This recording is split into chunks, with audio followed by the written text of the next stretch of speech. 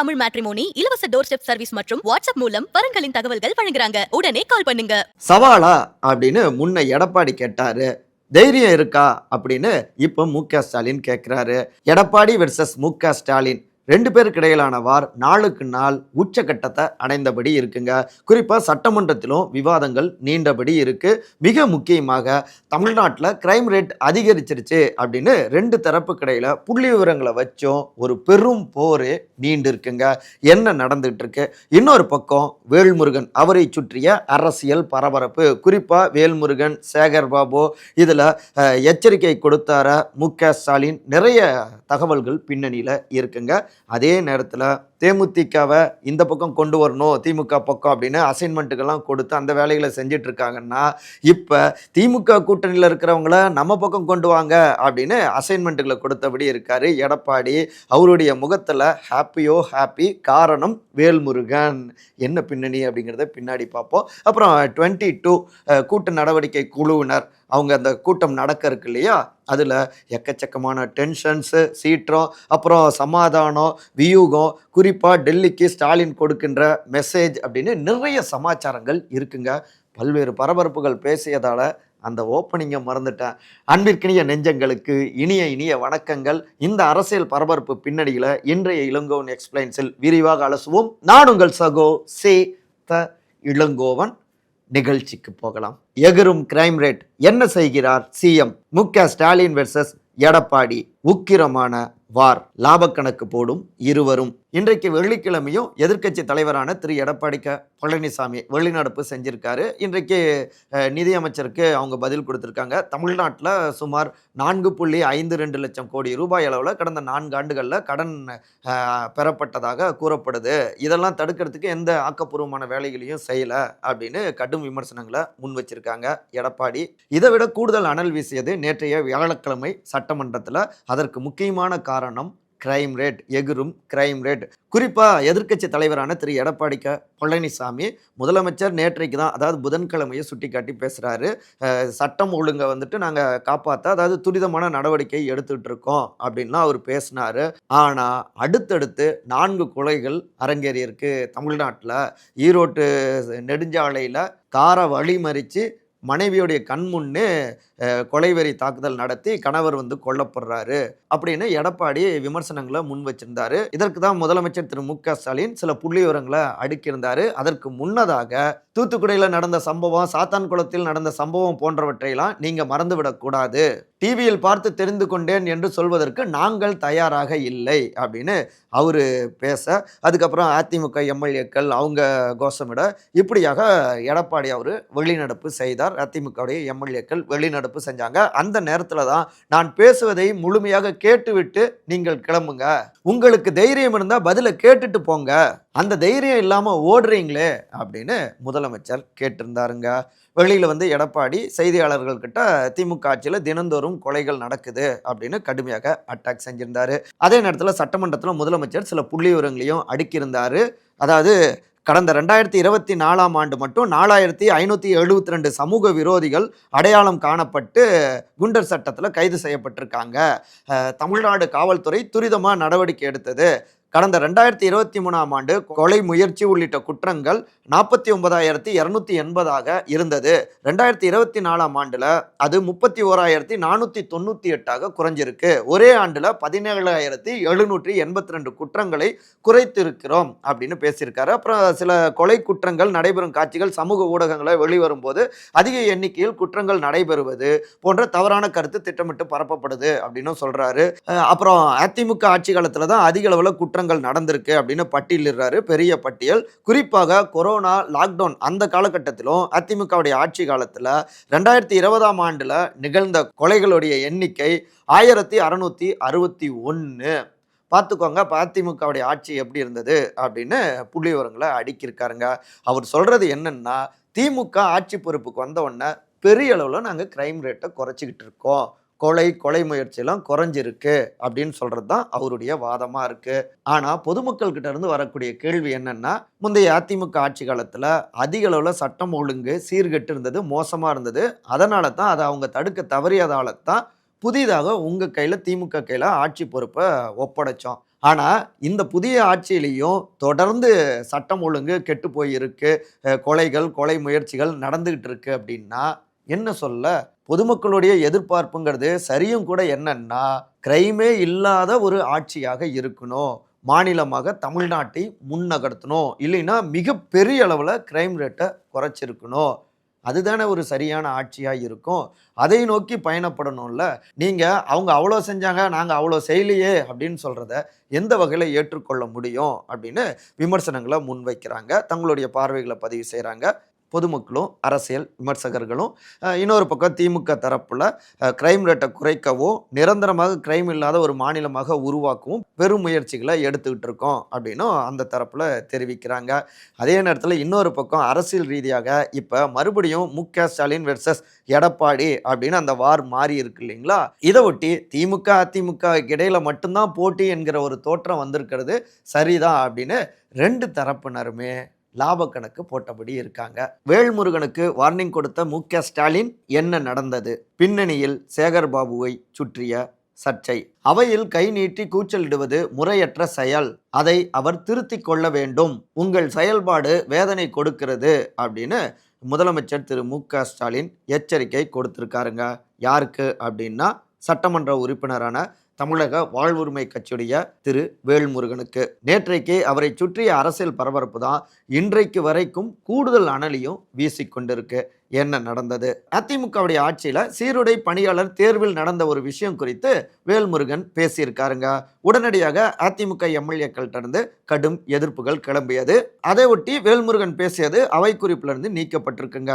இதனால டென்ஷனான வேல்முருகன் உடனே சபாநாயகருடைய இருக்கையை நோக்கி அவரு போயிருக்காருங்க.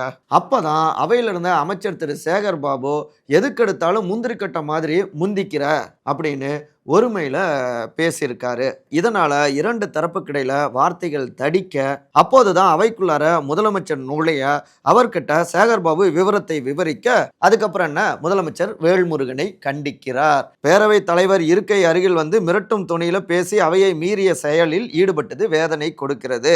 அவை விதியை மீறி அதிக பிரசங்கித்தனமாக பேசுகிறார். அவையில் வேல்முருகன் கோபமாக பேசினாலும் அதில் குணம் இருக்கும் என்பதால் அவருடைய பேச்சை அமர்ந்து கேட்பேன். அவையில் கை நீட்டி கூச்சலிடுவது முறையற்ற செயல். அதை அவர் திருத்திக் கொள்ள வேண்டும் அப்படின்னு முதலமைச்சர் கண்டிக்கிறாருங்க. இது எல்லா செய்திகள்லையும் வெளியாகிறது. அதே நேரத்தில் பதிலுக்கு ஆவேசமாகவே அவையிலிருந்து வெளியேறுகிறார் வேல்முருகன். வெளியில வந்து செய்தியாளர்கள்கிட்டையும் சேகர் பாபுவை கடுமையாக சாடி பேசுறாரு. இது பயங்கரமான பரபரப்பை உருவாக்குது. அதாவது திமுகவுடைய கூட்டணிக்குள்ளாரியே கூட்டணி கட்சிகளுக்கு இடையேயே இப்படி ஒரு வாரா அப்படின்னு பரபரப்பாகுதுங்க.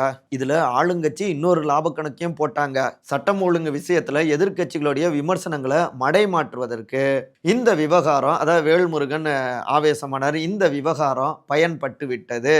ஸோ கவனம் வேல்முருகன் வெர்சஸ் திமுக அமைச்சர் சேகர் பாபு அப்படின்னு மாறிடுச்சு. இதை மறந்துடுவாங்க அப்படின்னு ஒரு லாப கணக்கை போட்டாங்க. சரி, தவாக தரப்புல வேல்முருகன் அவருடைய தரப்புல என்ன சொல்றாங்க அப்படின்னு விசாரித்தோம். என்னன்னா, இந்த சட்டமன்ற கூட்டத்துக்கு முன்னாடியே அங்க சபாநாயகர் அறையில இது சம்பந்தமான ஒரு விவாதம்லாம் ஓடி இருக்குங்க. என்னன்னா, வேல்முருகன் அவரு கவன ஈர்ப்பு தீர்மானம் கொண்டு வருவது சம்மதமாக அவர் பேசியிருக்காரு. எதை ஒட்டினா தமிழில் குடமுழக்கு செய்ய வேண்டும் என்பது குறித்து. குறிப்பாக தமிழ் ஓதுவார்கள் அவர்களை வைத்து குடமுழுக்கு செய்யணும் அப்படின்னு அந்த விஷயங்களை பேசியிருக்காங்க. அதே நேரத்தில் அந்த அறையில் அமைச்சர் திரு சேகர்பாபு அவருமே வந்து அங்கே இருந்திருக்காரு. இல்லை இப்போல்லாம் யார் தமிழில் குடமுழுக்கு செய்யணும் அப்படின்னு கேட்குறாங்க அப்படின்னு அவர் தெரிவிச்சிருக்காரு. இல்லைங்க, தமிழ்நாட்டில் தமிழில் தான் எல்லாமே இருக்கணும் அப்படிங்கிறது தமிழர்கள் கேட்குறாங்க அப்படின்னு வேல்முருகன் பதில் சொல்லியிருக்காரு. இதை ஒட்டி 2 பேருக்கு இடையில அங்கேயே வந்து காரசாரமான விவாதம் அரங்கேறி இருக்கு. குறிப்பாக முந்தைய திமுக ஆட்சி காலத்தில் நடந்த சில விஷயங்களையும் அவர் கோடிட்டு காட்டுறாரு வேல்முருகன். ஆனால் சேகர்பாபு அவரோ ஆகம விதிப்படி தான் அர்ச்சனைகள் நடக்கணும் அப்படின்னு பல்வேறு கோயில்கள்லையும் தெரிவிக்கிறாங்க. இது பின்னாடி நிறைய விஷயங்கள் இருக்கு. இருக்கு. சட்டுன்னு எதுவும் பண்ணிற முடியாது, பேசிற முடியாதுன்னு அவர் சொல்றாரு. ஆனா, தமிழ்நாட்டில் தமிழர்களுக்கான ஆட்சி நடக்குது. அதனால தமிழர்களுக்கான அந்த தேவைகள, நியாயங்கள நம்ம தான பேசணும். தமிழர்களுக்கான ஆட்சி அப்படின்னு சொல்றப்ப, திமுக தானே இது சம்மந்தமாக பேசணும் அப்படின்னு வேல்முருகனும் பேச, இப்படியாக 2 தரப்புக்கு இடையில அங்கேயே விவாதங்கள் ஓடுனது அப்படின்னு தெரிவிக்கிறாங்க. இந்த நிலையில தமிழக வாழ்வுரிமை கட்சியுடைய திரு வேல்முருகன் அவர தொடர்பு கொண்டு என்ன நடந்தது அப்படின்னு நம்ம கேட்டிருந்தாங்க. அவர் என்ன சொல்றாருன்னா, முன்னாள் முதலமைச்சர் மறைந்த கலைஞர் திரு மு. கருணாநிதி அவருடைய ஆட்சி காலத்திலேயே அப்ப பார்த்தோம்னா, நான் தான் அந்த விஷயத்த கவனத்துக்கு கொண்டு போனேன் சட்டமன்றத்திலும். அப்ப நம்முடைய கோயில்கள்ல தமிழிலும் அர்ச்சனை செய்யப்படும் அப்படின்னு அப்ப அந்த சின்னதா தட்டி மாரிலாம் வச்சிருப்பாங்க. நான் வந்து சுட்டிக்காட்டினேன். தமிழிலும் அப்படின்னு சொல்றது சரியா இல்லைங்க ஐயா. தமிழில் அர்ச்சனை செய்யப்படும் அப்படின்னு சொல்றது தானே தமிழர்களுக்கு ஏற்புடையதா இருக்கும். அதுதானே நமக்கு நியாயம் அப்படின்னு அந்த விஷயங்கள நம்ம பேசணும். அத கலைஞர் அவர்களும் ஏற்றுக்கொண்டார். அதற்கு அடுத்து தமிழிலும் என்பத மாற்றி தமிழில் அர்ச்சனை செய்யப்படும் அப்படின்னு பதிவிட்டாங்க. இதெல்லாம் கோடிட்டு தான் அமைச்சர் திரு சேகர்பாபு கிட்ட பேரவைத் தலைவர் அறையில நான் வந்து பேசினேன். தமிழில் குடமுழுக்கு செய்வது சரி. ஓதுவார்களை வைத்து தமிழ் ஓதுவார்களை வைத்து செய்யணும் அப்படிங்கிறத நான் முன் வச்சேன். ஆனா அவர் தான் கோயில் அர்ச்சகர்கள் பலர் இதை ஏத்துக்க மாட்டாங்க அப்படின்னு சொல்றாங்க அப்படின்னு அவர் தான் வாதிட்டாரு. ஆனா நான் அவர்கிட்ட கவன ஈர்ப்பு நகல் எல்லாவற்றையும் காமிச்சு இந்த விஷயங்கள் இதனுடைய பின்னணிகள் எல்லாவற்றையுமே பகிர்ந்தேன். ஆனா அங்கேயே அவரு அதை ஏத்துக்கிறதா இல்ல. அதன் தொடர்ச்சியாக தான் இங்க சட்டமன்றம் நடந்தது. இங்கேயும் பார்த்தீங்கன்னா அந்த வீடியோவை நீங்க பார்த்தீங்கன்னா முன்னாடி பார்த்தீங்கன்னா நாங்க 2 பேருமே பேசிட்டு இருந்ததும் இருக்கும். உண்மையில தமிழுக்காக, தமிழர்களுக்காகத்தான் என்னுடைய குரல பதிவு செஞ்சேன். அதே நேரத்தில மக்களவையில பேச வாய்ப்பளிக்குமாறு இருக்கையை விட்டு எழுந்து சென்று அவைத்தலைவர்கிட்ட முறையிடுவது போன்று தான் இங்க நான் சட்டமன்றத்திலும் செய்தேன். மற்றபடி வேற ஒன்றும் இல்ல அப்படின்னு விரிவாக இந்த பின்னணிகள பகிர்ந்துக்கிட்டாரு திரு வேல்முருகன். வேல்முருகனை வளைக்க பார்க்கும் எடப்பாடி, இடம் மாறுகிறதா கூட்டணி? திரு வேல்முருகன் அவரை சுற்றி திடீர் அரசியல் பரபரப்பு உருவானது இல்லையா? இதை பார்த்த உடனே கூடுதல் முகமலர்ச்சி அதிமுக தரப்புல சில சீனியர் மாஜிக்களுடைய முகத்துல. அதிமுகவுடைய பொதுச் செயலாளரான திரு எடப்பாடி பழனிசாமி அவரு கூட்டணியை கண்காணிக்கிற குழு எங்கப்பா இருக்கு கொஞ்சம் பாருங்க அப்படின்னு மாஜிக்களுக்கு சில அப்படியே கண்ணசைவு காமிச்சிருக்காரு, சிக்னல் கொடுத்திருக்காரு. என்ன அப்படின்னா, ஒரு வலிமையான கூட்டணி அமைச்சா மட்டும்தான் 2026ல வெற்றி பெற முடியும். திமுகவுக்கு எந்த அளவுக்கு வெற்றி அவசியமோ அதை விட இரட்டிப்பு தேவை அதிமுகவுக்கு. ஏன்னா தொடர்ந்து அதிமுக தோல்வியை சந்திச்சுக்கிட்டே இருக்கு. 10 தோல்வி பழனிசாமி அப்படின்னு விமர்சனங்கள் தொடர்ந்துகிட்டே இருக்கு. இதை தடுக்கணும். இந்த நிலையில வலிமையான கூட்டணி அமைக்க பெரும் முயற்சி எடுத்துட்டு இருக்காரு. ஆனாலும் எதிர்பார்த்த அளவுக்கு எடப்பாடிக்கு எதுவும் அமையவில்லை. இந்த நேரத்துல தான் ஏற்கனவே கூட்டணியில இருந்த தேமுதிக ராஜ்யசபா சீட்டை ஒட்டி சில சலசலப்பு ஏற்பட, சில மனக்கசப்பு ஏற்பட அதை பயன்படுத்திக்கிட்டு தேமுதிகவை அதிமுக கூட்டணியிலிருந்து அந்த புலவை இன்னும் அதிகப்படுத்தக்கூடிய வகையில திமுக பக்கம் கொண்டு போகக்கூடிய வகையில சில நகர்வுகளை திமுக முன்னெடுத்தது. குறிப்பாக சீனியர் அமைச்சரான திரு ஏவாவேலு அந்த ஸ்கெட்ச் போட்டு வேலைகளை செய்ய தொடங்கினாரு. இது அதிமுக தரப்பை ரொம்பவே உஷ்ணப்படுத்தியது. இந்த நேரத்துல தான் வேல்முருகன் அவரை சுற்றி இந்த பரபரப்பு பஞ்சாயத்தெல்லாம் வெடிக்க தூக்குப்பா அவரை அப்படிங்கிற ரீதியில யோசிக்க தொடங்குறாங்க. அவங்களுடைய கூட்டணிக்குள்ளார உடைவு ஏற்பட்டா அது நமக்கு நல்லது தானே அப்படின்னு கணக்கு போடுறாங்க. கூட்டணிகளை கையாளக்கூடிய மாஜிக்கள் கொண்ட குழு அவங்களுக்கும் சில உத்தரவுகளும் போயிருக்கு. வேல்முருகன் டீம் கிட்ட அவங்க பேச வாய்ப்புகள் இருக்கு அப்படின்னும் ரத்தத்தின் ரத்தங்கள்ட்ட இருந்து தகவல்கள் வருது. குறிப்பாக திமுக கூட்டணியில் இப்போ கூட கம்யூனிஸ்ட் கட்சியுடைய செயலாளரான தோழர் பே. சண்முகம் கடலூர்ல முந்திரி காடுகளை அழித்து நிலம் கையகப்படுத்துவதற்கு எதிர்ப்பு தெரிவித்து மார்க்சிஸ்ட் கம்யூனிஸ்ட் கட்சி களத்தில் இறங்கி போராடி இருக்கு. அதை ஒட்டி தான் தோழர் பே. சண்முகம் கைது செய்யப்பட்டாரு. அதே போல காங்கிரஸ் கமிட்டியுடைய தலைவர் திரு செல்வ பெருந்தகை அவருமே சாதிவாரி கணக்கெடுப்புக்கு ஆதரவாக குரல் கொடுத்திருக்காரு. இன்னொரு பக்கம் சாதிவாரி கணக்கெடுப்பு நடத்தணும் அப்படின்னு பாமக தொடர்ந்து தெரிவிச்சிட்டு இருக்காங்க. இதை ஒட்டி திமுக கூட்டணி உறுதியா இல்லை அப்படிங்கிற அந்த பரப்புரையை தீவிரப்படுத்தலாம். இன்னொரு பக்கம் அது நமக்கு சாதகமான ஒரு சூழலை உருவாக்கும். நம்ம பக்கம் அவங்க வராங்களோ இல்லையோ திமுக கூட்டணி சரியில்லை அப்படிங்கிறது ஒரு வகையில் பாசிட்டிவ் தானே அப்படின்னும் சில கணக்குகளை அதிமுகவுடைய தலைமை போட்டபடி இருக்காங்க. இதெல்லாம் புரிஞ்சுக்கிட்டு தான் திமுக தரப்பிலும் சில நகர்வுகளை முன்னெடுக்கிறாங்க. குறிப்பாக போன தேர்தல் நேரத்திலேயே அதிமுக கூட்டணியில் பாமக இருந்தாங்க. வட மாவட்டங்களில் வலிமையாக பாமக இருந்தாங்க. அதற்கு முன்னதாக நடந்த 2019 நடந்த இடைத்தேர்தலில் கூட தன்னுடைய ஆட்சியை அப்ப எடப்பாடி தக்க வைத்துக் கொண்டார். காரணம் பாமகவுடைய கூட்டணி. வட மாவட்டங்கள்ல கணிசமா இடைத்தேர்தல்ல வெற்றி அடைஞ்சாங்க. 2021 தேர்தலிலும் பாமக கூட்டணியின் காரணமாக சில தொகுதிகளை கைப்பற்றினாங்க வட மாவட்டங்கள்ல. ஆனாலும் அந்த நேரத்துல பரவலாக வட மாவட்டங்கள்ல திமுக கூட்டணிக்கு வாக்குகள் வருவதற்கு ஒரு வகையில வேல்முருகன் அவங்களுடைய கட்சியும் காரணமா இருந்தாங்க. திமுக கூட்டணிக்கு ஆதரவாக அவங்க பரப்புரைய மேற்கொண்டாங்க. பாமக அதிமுக வைக்கின்ற விமர்சனங்களையும் அவங்க தடுத்தாங்க. குறிப்பாக வன்னியர் சமூக மக்களுடைய வாக்குகளை இந்த பக்கம் திருப்பவும் ஒரு காரணமா இருந்தாங்க. இப்ப அடுத்த தேர்தல் வருகின்ற நேரத்துல சமுதாய ரீதியிலாகவும் அனைவரையும் கவர் பண்ணணும் அப்படின்னு திட்டமிட்டு இருக்கிற நேரத்துல சின்ன சின்ன விஷயங்கள்ல பெருசா அதை நெகட்டிவா நம்ம மாத்திக்க வேணாம். பாமகவும் கூட்டணியில இல்ல, இருக்கிறவங்களையும் நம்ம இழந்து விட வேண்டாம். சில விஷயங்களும் தலைமையால பேசப்பட அட்லாஸ்ட் வேல்முருகன் அவர்கிட்ட இன்னொரு டீம் சமாதானமும் பேசுறாங்க அப்படின்னு கூடுதல் தகவலும் வட்டமடிக்குதுங்க. கிரைம் ரேட் சீரியஸ் ஸ்டாலின் இன்னொரு பக்கம் டெல்லிக்கு தட்டிவிட்ட மெசேஜ். மார்ச் 22 ஸ்டாலின் தரும் வார்னிங். தொகுதி சீரமைப்பு டீலிமிட்டேஷன் இதை ஒட்டி மார்ச் 22 நாளை முக்கியமான கூட்டு நடவடிக்கை குழு கூட்டம் நடக்குது இல்லைங்களா? 3 மாநில முதலமைச்சர் வர இருக்காங்க, முக்கியமான தலைவர்கள், அரசியல் கட்சி தலைவர்கள் பலரும் வராங்க, சீனியர்கள்லாம் வராங்க அப்படின்னு எக்கச்சக்கமான டென்ஷன்ல, அதாவது சிறப்பாக அந்த கூட்டத்தை நடத்திடணும் அப்படின்னு இருந்திருக்காரு முதலமைச்சர் திரு மு.க. ஸ்டாலின். இன்னொரு பக்கம் பட்ஜெட் கூட்டத்தொடரும் நடந்துட்டு இருக்கிறதால இன்னும் கூடுதல் டென்ஷன். இந்த முக்கியமான தருணத்துல நெல்லையிலையும் இங்க ஈரோடு நெடுஞ்சாலையிலையும் அடுத்தடுத்து கொலைகள் நடக்க கோபத்தோட உச்சத்துக்கே போயிட்டாரு சிஎம். இதையெல்லாம் கண்காணித்து தடுக்க வேண்டிய ஒருங்கிணைந்த குற்ற புலனாய்வு பிரிவு மொத்தமா செயலிழந்து விட்டதாக தெரிவிக்கிறாங்க. இதை ஒட்டி தான் சட்டமன்ற கூட்டத்தொடர் நடக்கின்ற காலத்துல எவ்வளவு கவனமா இருக்கணும்னு உங்களுக்குலாம் தெரியாதா அப்படின்னு காவல்துறைக்கு பொறுப்பான சீனியர் அதிகாரிகளை கடிஞ்சு கொண்டிருக்கிறார்.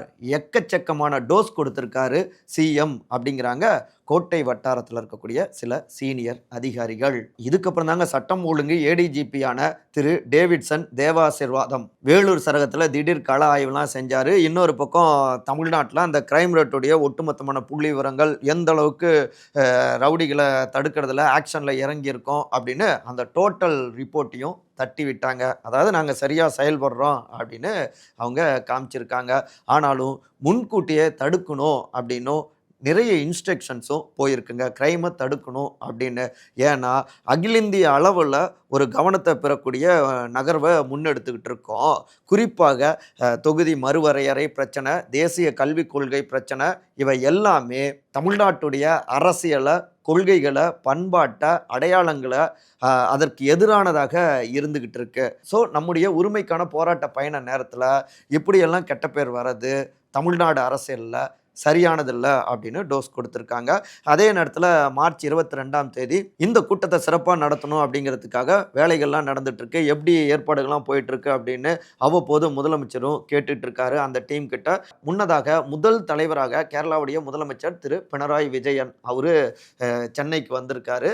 அமைச்சர் திரு பிடிஆர் பழனிவேல் தியாகராஜன், நாடாளுமன்ற உறுப்பினரான திருமதி தமிழிச்சி தங்கபாண்டியன் அவருக்கு வரவேற்பு கொடுத்து அவரை தங்க வச்சிருக்காங்க. அடுத்தடுத்து முக்கியமான சிஎம் எல்லோருமே வருவாங்க. பஞ்சாப் சிஎம், அப்புறம் தெலுங்கானா சிஎம் திரு ரேவந்த் ரெட்டி.